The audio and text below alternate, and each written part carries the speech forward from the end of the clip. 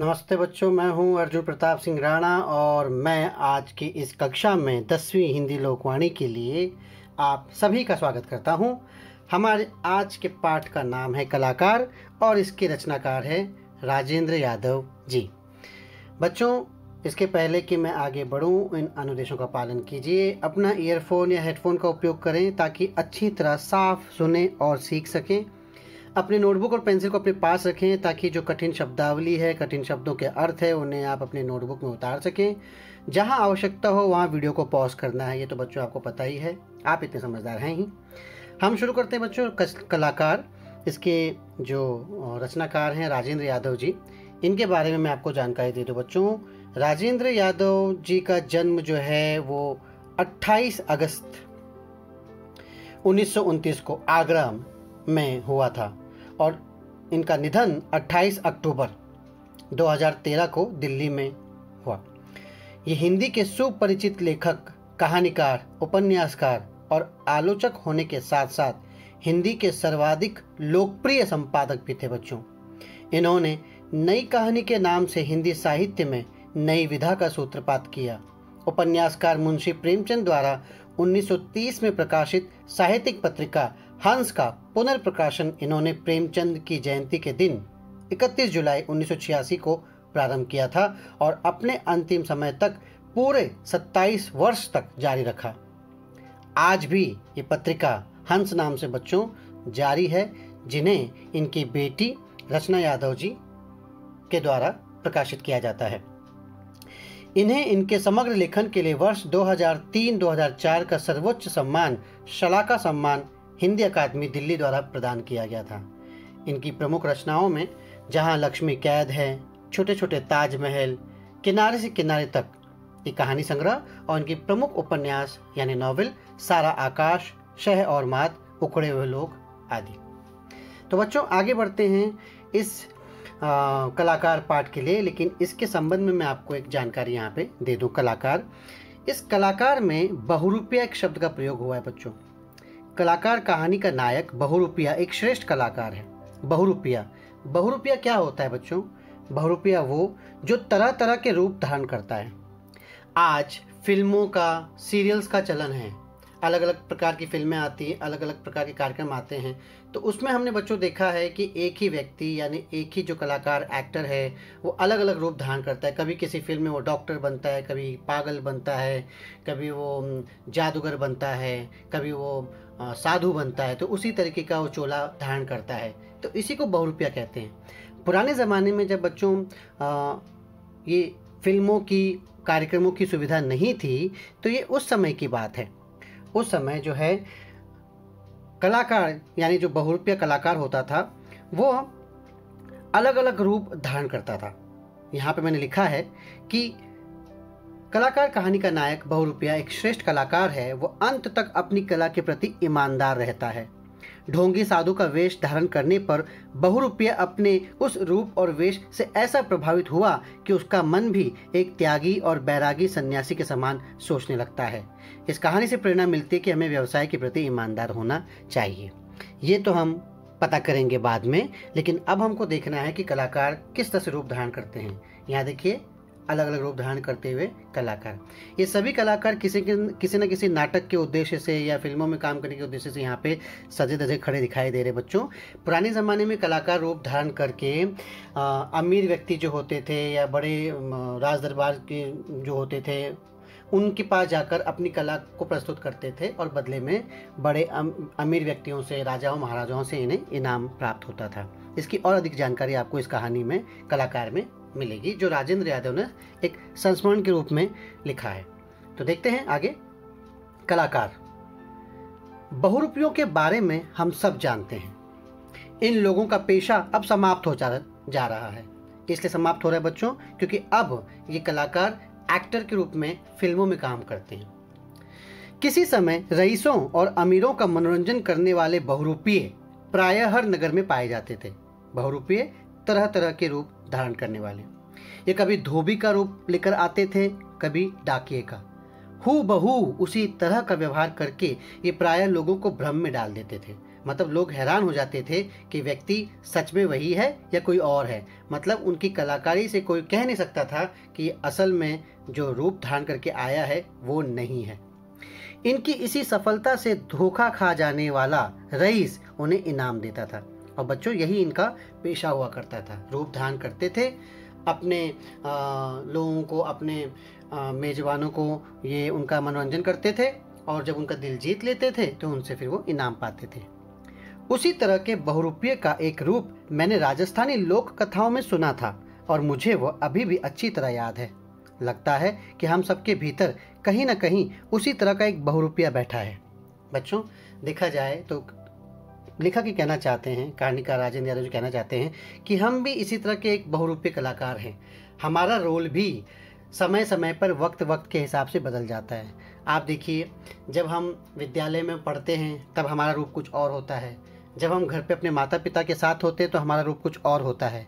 जब हम अपने दोस्तों के साथ होते हैं तो हमारा रूप कुछ और होता है। तो हमारी भूमिकाएं बदल जाती हैं इस तरह से। खैर, आगे एक बार एक बहुरूपिये ने एक साधु का रूप बनाया। ये राजस्थानी लोक कथा है बच्चों, जो कहानीकार यहाँ पे हमको बता रहा है। सिर पर जटाएं, नंगे शरीर पर भस्म, माथे पर त्रिपुंड। त्रिपुंड का मतलब होता है 3 आड़ी रेखाओं का तिलक, 3 रेखा जैसे बनी होती है माथे पर। और भस्म यानी अग्नि या अग्निहोत्र की राख। ओके, तो माथे पर त्रिपुंड और कमर में लंगोटी। उसके रूप में कहीं कोई कसर नहीं थी और वह संसार त्यागी साधु ही लगता था। तो इस बहुरूपिये ने एक साधु का रूप धारण किया है। अब इसका काम है कि ये साधु बनकर रहेगा और लोगों के बीच में इस तरीके से रहेगा कि लोग पहचान ही नहीं पाएंगे कि ये बहुरूपिया है या साधु। उसने नगर से बाहर बड़े बड़े पेड़ के नीचे अपनी झोपड़ी तैयार की, बगीचा लगाया और बैठकर तपस्या करने लगा। आप देखिए बच्चों, इस तरह से उसने अपना चोला धारण किया है और अब उस भूमिका में आ चुका है और उसी तरह का सेटअप उसने अपना तैयार कर लिया है। धीरे धीरे सारे नगर में यह समाचार फैलने लगा कि बाहर एक बहुत पहुंचे हुए महात्मा ने आकर डेरा लगाया है। लोग उसके दर्शनों को आने लगे और धीरे धीरे चारों तरफ साधु का यश फैल गया। बच्चों, जमाना चाहे पहले का हो, जमाना चाहे आज का हो, साधु संतों पर लोगों का बहुत भरोसा बढ़ जाता है। ऐसा क्यों होता है? आज के इस वैज्ञानिक ज़माने में भी लोग किसी व्यक्ति की बातों में कैसे आ जाते हैं? आधुनिक युग में विज्ञान के विकास, शिक्षा के प्रचार प्रसार के बावजूद आज भी कई लोगों का साधुओं के प्रति विश्वास पूरी तरह खत्म नहीं हुआ। यह विश्वास अमीर से लेकर गरीब तबके के लोगों में भी दिखाई देता है। अपने छोटे छोटे कामों में आने वाली अड़चन को दूर करने के लिए ये लोग साधुओं की सलाह, उनके द्वारा बताए गए पूजा पाठ आदि का सहारा लेते हैं और इस कार्य को करने के लिए हजारों रुपए खर्च कर लेते हैं। परंतु ये साधु सच्चे हैं, ढोंगी हैं, कैसे पता चलेगा? प्राचीन भारत में साधु संतों का बोलबाला रहा है। समय समय पर ऐसे अनेक साधु हुए हैं जिन्होंने समाज सुधार के लिए बहुत से काम किए। साधु अनेक प्रकार के होते हैं। कुछ अपनी आत्मा के उत्थान के लिए समाज से दूर रहकर साधना में लीन रहते हैं, कुछ समाज में रहते हैं और समाज के लिए काम करते हैं, लोगों को सद्मार्ग पर चलने की प्रेरणा देते हैं। लेकिन आजकल ऐसे साधु आ गए हैं जिनका उद्देश्य सिर्फ पैसा कमाना होता है। भोली भाली जनता को मूर्ख बनाकर ये लोग उनकी भावनाओं से खेलते हैं। ऐसे साधु बड़े बड़े आश्रम और मठ आदि के स्वामी होते हैं। इनके हजारों शिष्य होते हैं और ये शिष्य इन्हें भगवान के समान पूजते हैं। इनके आश्रम, मठ आदि दिखावे के मायाजाल जैसे होते हैं।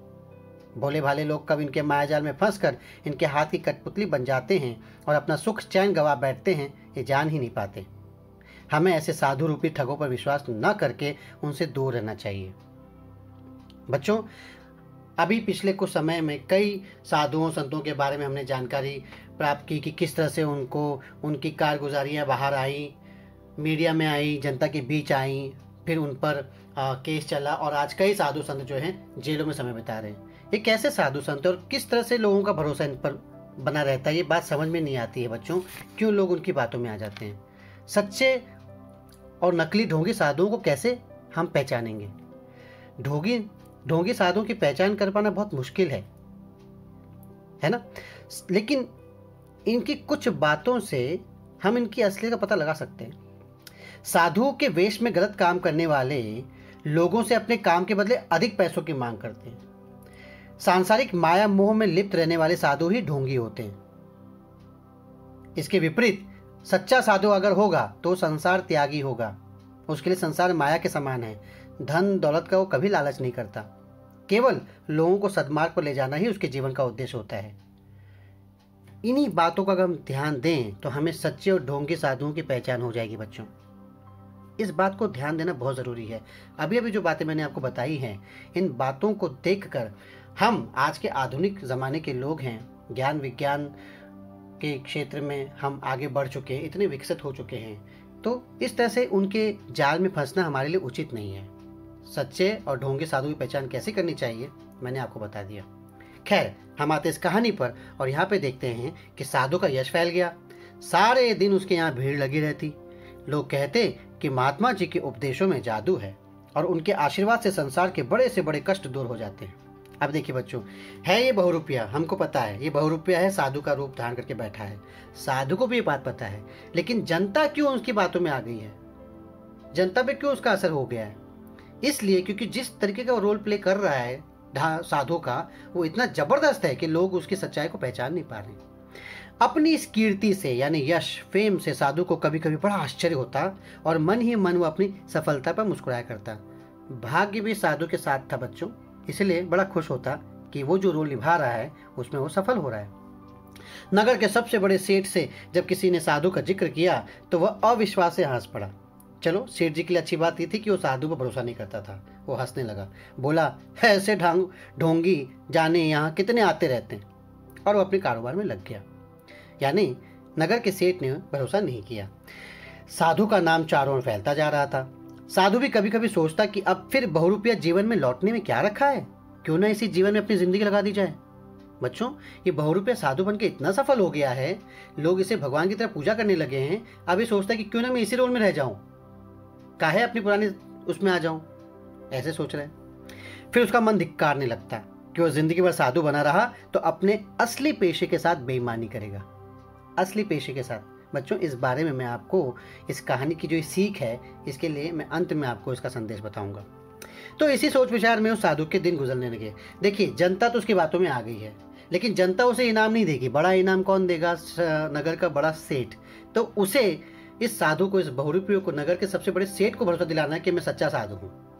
अब वो उसको कैसे भरोसा दिलाता है, ये मौका उसके हाथ लग जाता है। कैसे? एक बार सेठ की पत्नी बहुत बीमार हो गई।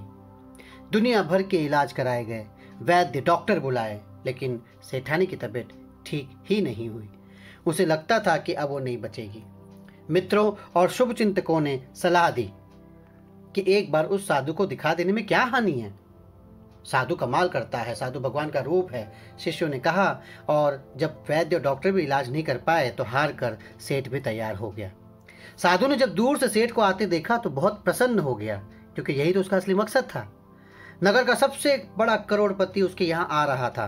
आगे आगे सेठ और फिर डोली में बीमार सेठानी। उसने जाकर साधु के चरण पकड़ लिए। महाराज, जैसे भी हो सेठानी को जीवन दान दीजिए। ये मेरे घर की लक्ष्मी है, इसी के कारण करोड़ों की संपत्ति आई है। जिस दिन से इसने मेरे यहाँ पाँव रखा है, मैंने जिस काम में हाथ लगाया उसमें लाभ ही हुआ है। अगर इसे कुछ हो गया तो मैं किसी काम का नहीं रहूंगा। साधु ने गंभीर चेहरा बनाकर डोली का पर्दा उठाया। सेठानी बीमारी में बेहोश पड़ी थी। भगवान ने चाहा तो सेठानी 7 दिन में ठीक हो जाएगी। अब देखिए बच्चों, ये ढोंगी साधु था, सच्चा साधु तो था नहीं। इसके हाथों में कुछ कमाल भी था नहीं बराबर। पर होता क्या है कि कई बार ऐसा हो जाता है कि ये जो चाहते हैं, इनकी किस्मत उनका साथ दे देती है और उनकी बात सच में पूरी हो जाती है। संयोगवश कभी कभी पूजा पाठ से उनकी अड़चन दूर हो जाती है, जो भक्त होते हैं, और इससे क्या होता है, उनका साधुओं के प्रति विश्वास बढ़ जाता है। यही हुआ सेठ के साथ। पहले वो साधु में विश्वास नहीं करता था, लेकिन जब साधु ने निसंकोच कह दिया 7 दिन में चाहे तो ठीक हो जाएगी, और उसने धूनी की चुटकी, यानी जो अग्निकुंड साधु द्वारा बनाया गया अग्निकुंड होता है, उसकी जो राख की चुटकी उसके पर डाल दी। फिर रोज आने को कहकर अपनी आंखें मूंदकर समाधि में लग गया, यानी अपने रोल में डूब गया। ओहो बच्चों, यहाँ पे मुझे रुकना पड़ेगा, अन्यथा वीडियो बहुत बड़ा हो जाएगा। क्या हुआ? साधु क्या उस सेठ की पत्नी का इलाज कर पाया? क्या वो सेठ की पत्नी ठीक हो पाई? क्या सेठ को साधु पर यकीन आ गया? क्या साधु बहुरूपी के रूप में वापस आ लौटा या फिर साधु बन के रहा जैसा कि सोच रहा था। इस सारी जानकारी को प्राप्त करने के लिए आपको अगली कक्षा का इंतजार करना पड़ेगा बच्चों। फिर भी हम अगली कक्षा का इंतजार करेंगे और देखेंगे कि इस कहानी का अंत क्या होता है। तो फिलहाल हम यहाँ इसे समाप्त करते हैं, मिलते हैं, तब तक ध्यान रखिए, सुरक्षित रहिए, धन्यवाद।